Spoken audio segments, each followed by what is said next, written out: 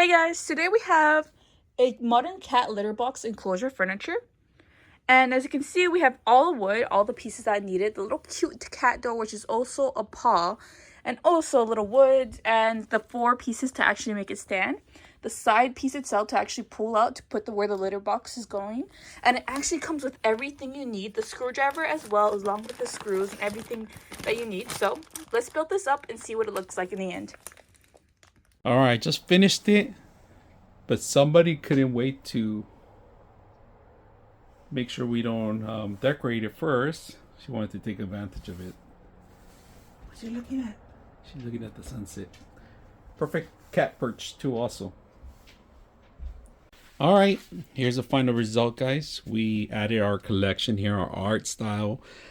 People can't tell what it is, but if you guys notice, our cat likes it. She goes in and out all the time. Simple for her. It's on the right hand side. It's easy to clean when you open it up and just grab your stuff in. Cat approved. It's very discreet, hidden from anybody's view.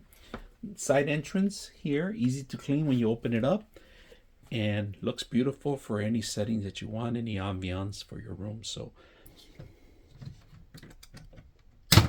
See, I knew she was gonna.